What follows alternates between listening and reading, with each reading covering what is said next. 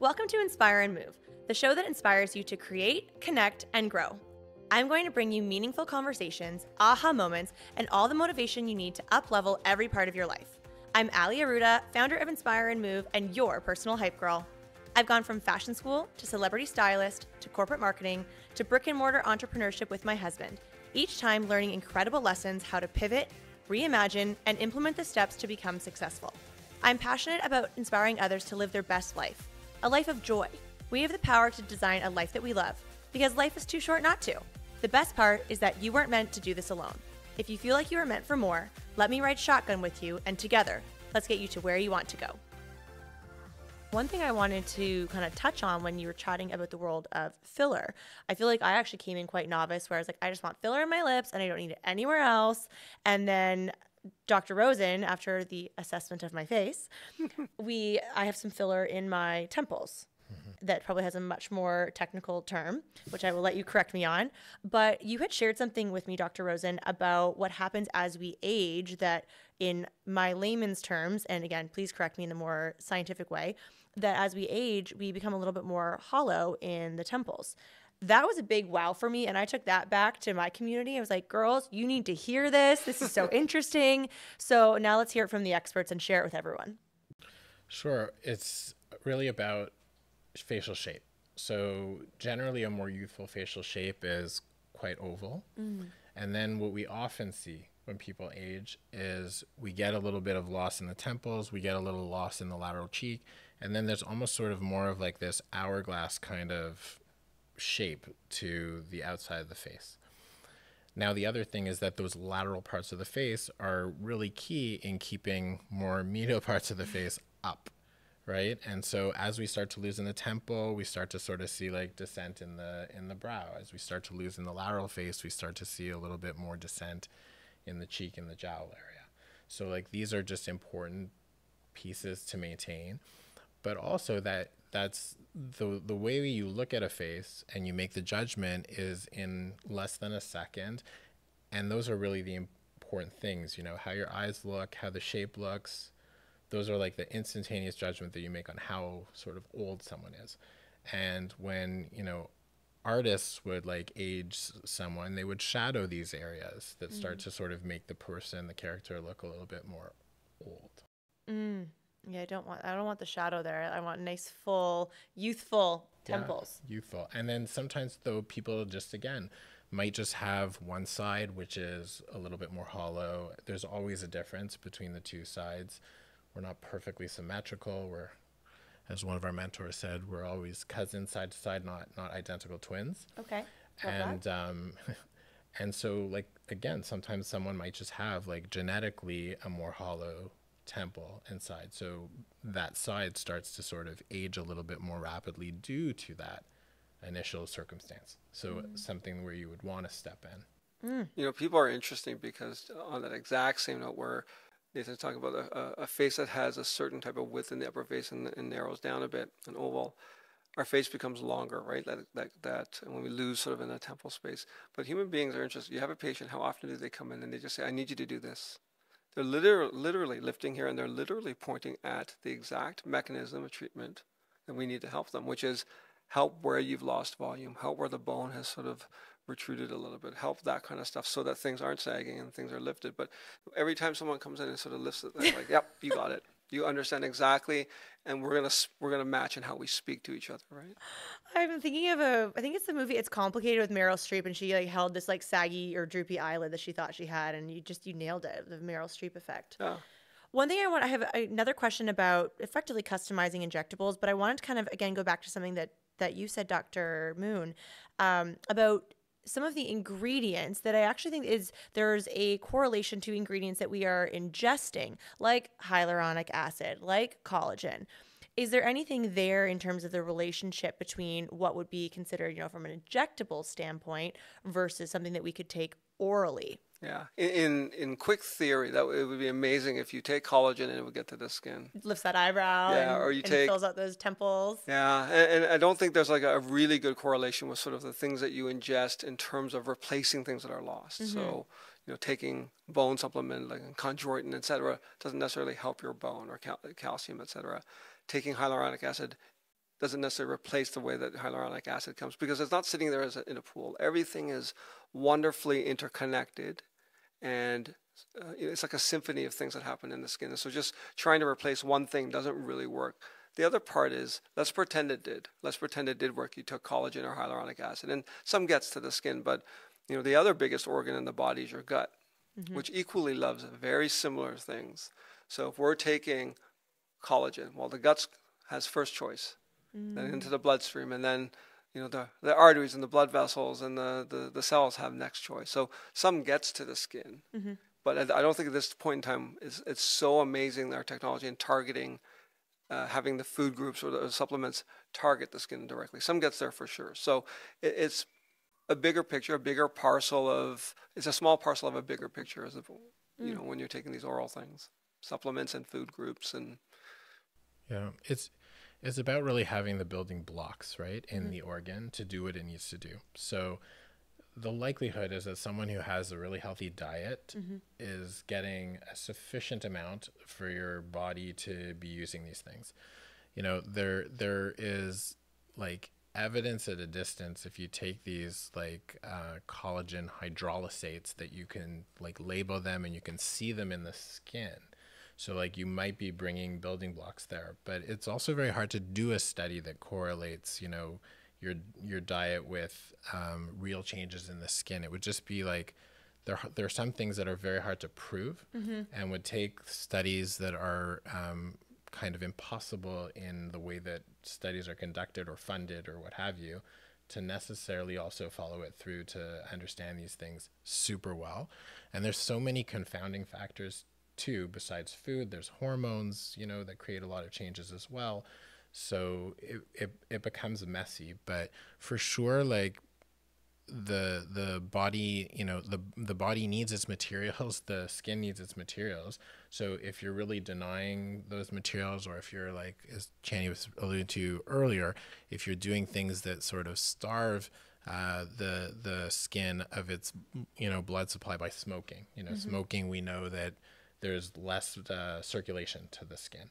If you're drinking a lot of alcohol, there are different things that you can do that would definitely have the opposite effect on the skin. If we flip that question, is it harmful to take those is it beneficial to take them? I'd say that like some of those things are controversial, and I think that like if something doesn't necessarily cause you harm, you can try these things and see how they work for you, because I don't think we have like concrete 100% answers. At the same time though, there's very minimal evidence, let's say, to be able to show like these very strong benefits to these supplements and how they're going to kind of affect your skin. So you might be better investing in things that are a little bit more proven to be able to show better results. Excellent. I think that's like future, right? That the future is that. The future is how do you test the microbiome, the gut microbiome and the skin microbiome? There's a connection. We're at the infancy of it. 10 years from now, we may be talking about, looking back and saying, look at this and look at this. But I think those are the things that really need exploration in the next several years. I think the microbiome has become a much more, bigger star of the study show, and what it is and how you can nurture it and take great care of it. One more question I had in the world of like injectables is, obviously it's customized for the individual based off of what you see and how you assess their face and the work that needs to be done, an opportunity there. But can you customize the injectables based off of their lifestyle? So someone like myself, I'm really active, but more like weight training, versus someone who does triathlons, Ironmans, marathons, that has that different type of impact for their skin with running, or if they travel a lot. Is there something there, or would that be a myth? So, there are definitely, certain types of athletes where we see maybe more extreme changes in the skin. So I would say like perhaps marathon runners might be sort of the best example. People who really catabolize their fat, and we often will see like a little bit more kind of a gaunt face where they're metabolizing their facial fat. I would say that in terms of like people sometimes feel like, oh, you know, I work out a lot, so Botox isn't gonna last for me. Um, I personally haven't seen necessarily that kind of correlation, and there is such a difference with amongst individuals who are not, you know, are not athletes. I think more in terms of sort of people who are athletes or working out or doing these things. I would say it's a little bit more around like the procedure or peri-procedure that you would just sort of maybe want to take a little bit more care. The gym is not your gym, of course, Yeah. but the gym is a place that is like, you know, Clean. yes, you know, not the cleanest. So Yeah. if you're doing things where you have openings on the surface of your skin, you don't necessarily want to rush into that environment where you're sweating and touching and, you know, potentially contaminating. So I think like that, for example, would be something.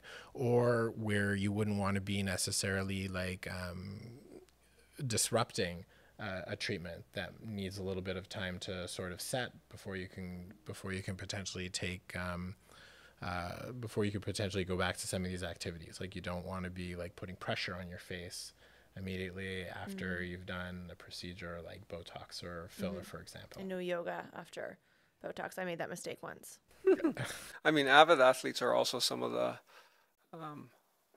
best people at not following instructions, right? Because you guys are so, you know, in tune with being fit and healthy that taking a day or two off of something, like for example, we have a laser and you need 3 days away from working out, and they're there that evening, right? Or you have filler and you have small risk of a bruise, you're going to work out a bit and the bruise risk goes up a little bit.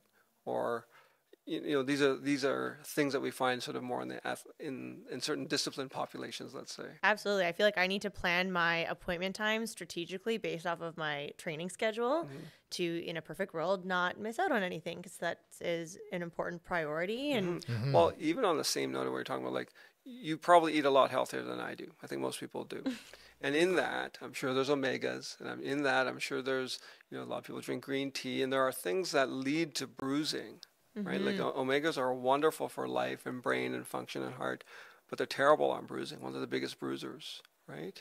A little bit of alcohol, bad for bruising. Green tea, wonderful for bruising. Like all these sort of things that we need to moderate that more than we do in many people, right? Because eating well also equals slightly thinner blood.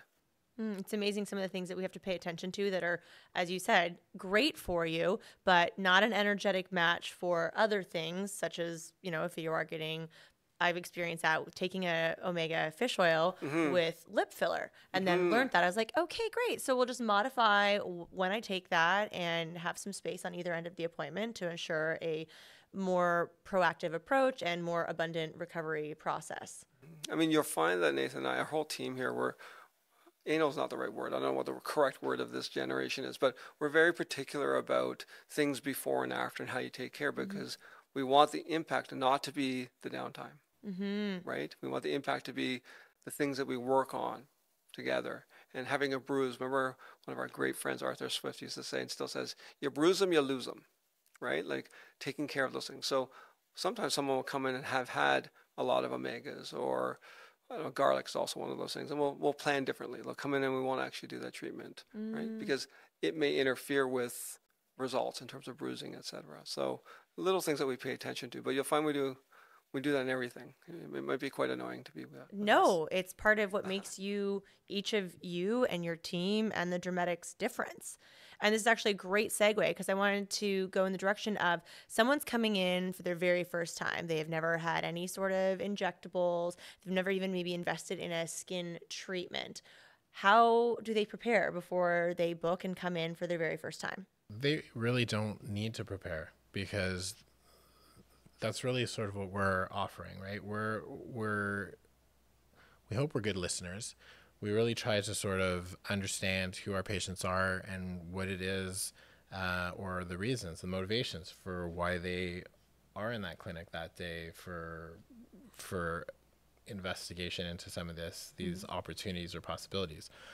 But we are here to educate. That's what we're really here to do. We're here to educate. We're here to offer our expertise, our analysis, and be able to come up with a plan that is reasonable for their lifestyle, for their budget and that is going to meet their goals. And we also have surrounded ourselves with really smart, intelligent, wonderful staff and teammates who are also good listeners. And sometimes where we lack, they are in tune with things that different people say things and different generations are saying things, and they help us understand that better. So we're pretty open.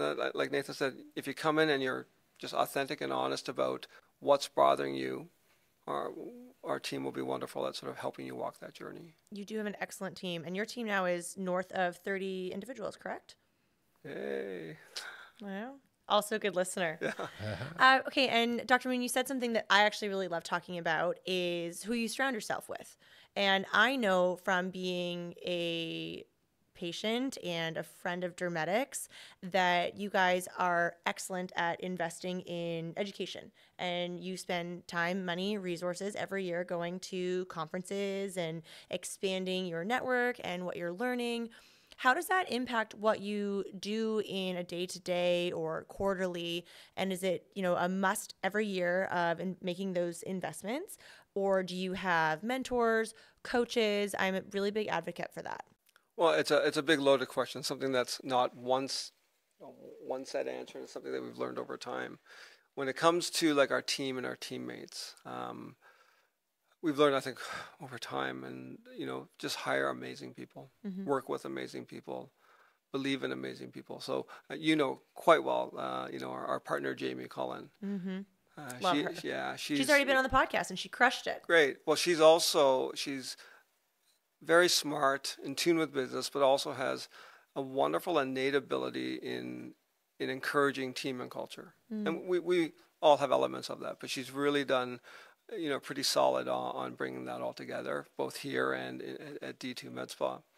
And part of, I think, our gift, and some might call it laziness and some might call it others, is letting someone who's really good at something run with something. I think that's efficient. I don't think that's lazy at all. I think that's really efficient. And not getting in the way. So we have different pieces. Jamie's certainly one of the head pieces of that. But remember years ago we went and visited, when we were starting, and every so often, we believe there's something to be learned everywhere. So we went and visit our friends often.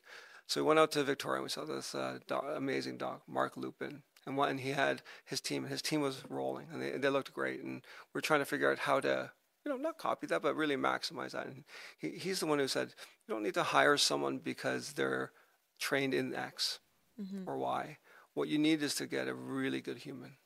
And that took a while to work on, but I feel like, do you agree? Like our team's 100%. I think those are the lessons that we learned, and that resonated with us as well. And I think in business you learn that over time on your own as well. You hire for fit, and the rest you can train. And I think that we're especially privileged there because Channy's an incredible teacher, and we've now taken nurses under our wing who we've trained to do the actual injections with. And they sorry for them, but they've had to undergo essentially like residency fellowships in similar manners that we did in terms of our training. So it's a stepwise process for them. So they worked as assists with us for a long period of time, and then start to get tutored in terms of doing the treatments themselves. And this is, a process over, a year and a half, 2 years, and ongoing training. And then we have another staff member, Kim Edwards, who is in charge of all of our aesthetic providers. And Kim is incredibly talented, incredibly intelligent. Oh, wow, she's so smart. She's amazing. And she's just an impressive human. And she is able to do just such a wonderful job with all of our providers to be able to, again, train them in all of the technology that we're using and the facial procedures that we're doing and skincare. And we are able to now provide like a very uniform experience throughout all our providers, and it is best in class experience. So this, I think, is like really the most important nucleus. And we set time every single week we set time aside. So it's, that's crucial. We have meetings together, meetings in smaller groups. We're constantly training, constantly doing training. And then we do other things as well, where we do bring in some experts in sometimes in personality and customer service to be able to address the groups in sort of smaller or other types of meetings that we'll have to be able to continue to enrich our staff and enrich them in ways that are also helpful just in dealing with life and dealing with relationships in their life well beyond the clinic. So, for us, we're always proud of being able to have our staff grow from within. And, now that we're experienced, we feel like we're sort of like parents now to the staff as well. And there's certainly a lot of pride when we see the success of people who have come through and have been trained and are now just such excellent providers themselves. Well, and they represent your brand and your product and your services so beautifully. That's something that you both have worked hard at. I'm going to say 28 years based off of your friendship, but obviously 20 plus years from working side by side as business partners and active in the business. You're not just running the business, you are actively both treating patients. Do you treat patients every day, Monday to Friday? Versus, 3 days a week and then admin 2 days a week. So you're both actively in the business, working with your team and your patients. Our admin's after hours and weekends when we do our meetings from our management point of view and things like that. But yeah, if we're not in, part is we love it, right? There is that whole capacity of doing something that you love, right? I love that. And it's hard to also, preach from the pulpit, if I would say, if we're not there, right?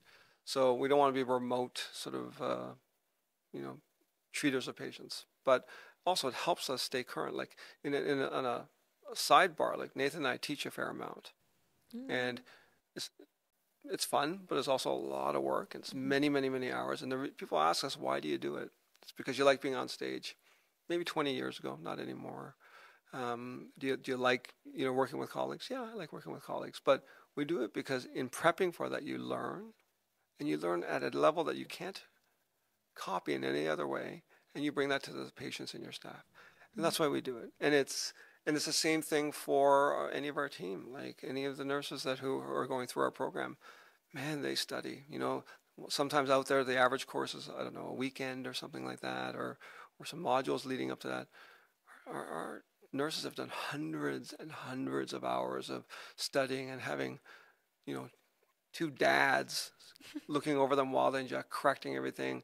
But it's such a beautiful thing. We watch them, us teaching them to becoming colleagues, to them understanding what we're saying. And it's one of the most rewarding things, right? And then patients, when they work with our team, they have the same kind of experience that you do, coming out feeling trust, feeling that they were heard, feeling that it was a wonderful experience. And so it's hard to leave that environment. That's why we're always in, right?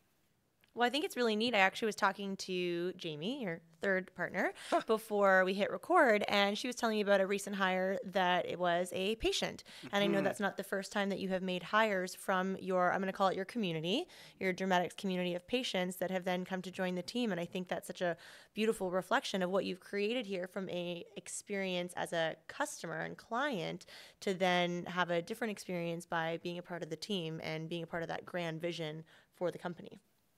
Yeah, the best part about that is that, when you come in as a patient, as you know, anywhere, you go to a dentist, you go to a dermatologist, you feel there's a state of vulnerability, right? And for someone to say that during that time when I'm open, I'm getting treatment, that I still want to be in this place, for us, that speaks volumes. Well, I would definitely say that Dermetics and going to the dentist are not the same. I really love coming here. Actually, I do really like the dentist, but still not the same. That's good. We don't like being compared to the Yeah. Yeah. I like my dentist, man. I go all the time. It's not the dentist. It's just, The dental experience and the dramatic experience, very different. Fair enough. So how about like vision of Dermetics, and we have D2 Med Spa as well. What is the grand vision for the two of you and Jamie? Well, the vision of D2 Med Spa is to elevate the experience further for the patients, to continue to provide top level of care, and really trying to elevate the industry, because there is a lack of training and a lack of supervision for a lot of the non-physician injectors out there, who now make up actually the vast majority of people doing these treatments.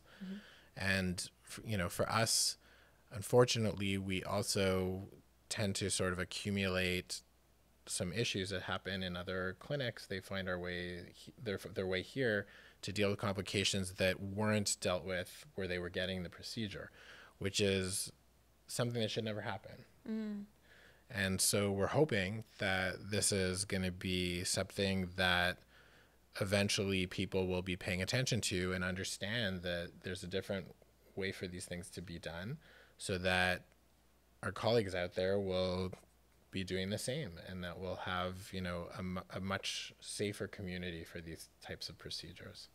I think we're under the belief that all patients, anybody getting a treatment, deserves safe, accurate treatments and with the best capabilities. And if you watched from behind the scenes on how the three of us have sort of built that business up, we've done it slow. We actually haven't done it like most people do, and go in and open your doors and just see what happens in training and SOPs and development and more training, and then we open, right? It needs to be slow and proper. And I think, like, I'll speak for myself, I'm old enough that I don't need to rise to the top in a way that compromises things, right? Because we have a wonderful place here already. So you just pour that over into that. I love that. Okay, 3 rapid fire questions. I really suck at these. No, these ones are fun. We could have gone in 8. different The answer's directions. 8. Be like, what's each other's favorite food? But we're going to keep it on track here. So, question number 1: most underrated skincare ingredient. Niacinamide. Niacinamide. Ooh, you guys are so aligned, brothers. So simpatico. It's because most of them are overrated. Yeah. All right, question number 2: SPF, even in winter. No brainer. Yes. Do you want explanations, or do you? No, these are rapid fire. These are short, simple, and easy. We never do that. All right. Laser or injectables, if you had to pick one for long-term payoff. I invoke my Fifth Amendment. What do they say in the court? I refuse to answer. Plead the Fifth. They're both great. Yeah, it's hard because it really, again, it depends. Rapid fire, one word. It depends. Okay. All right. You also plead the Fifth. Okay, I'm actually adding 2 more. Aesthetic trend that you wish would disappear forever. This could be like 2 to 3 words, maybe. Floppy lips. Yeah, just massively over injected lips. Same. I know I'm not answering these, but agree. And if you were just stranded on a deserted island, what is the one product you would have? I'd need sunscreen badly. Sunscreen mixed with antioxidants. Well, the good news is you guys are so aligned as business partners, because you answered the same for all of the rapid fire questions. So that is great for everyone to know. It's pretty boring. Yes, we get it, but it is consistent.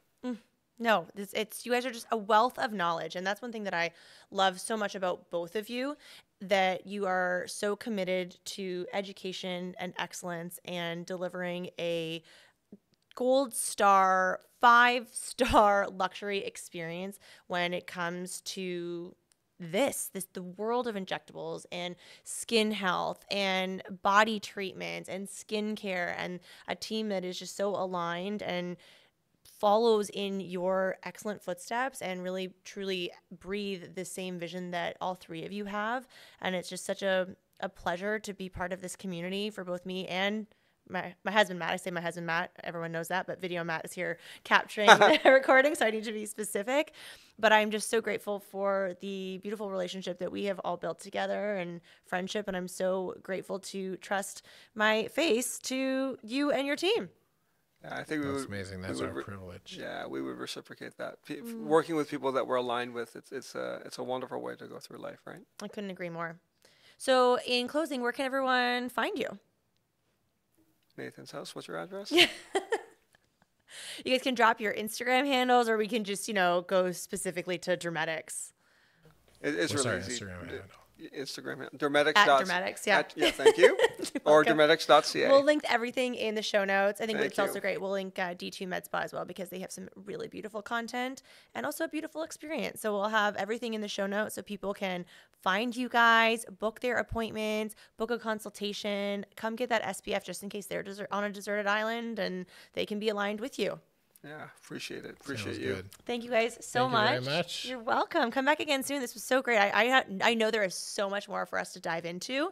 And so we'll just have to do this again for a second time around. Cool. Sounds good. Thank you, everyone, so much for listening. And if you have a few seconds to leave a 5-star rating and review, you know I would appreciate it so much. I am a Words of Affirmation girly, so leave those reviews. I really love reading them and just feeling the love and gratitude so much for having you all part of our community. And until next time, be well, and we will see you again soon. Thank you so much for listening. If you loved this episode, it would mean so much to me if you took a few seconds and shared this on social media, sent it to a friend, or left a 5-star review. There is power in community, and I'm so grateful to have you part of mine.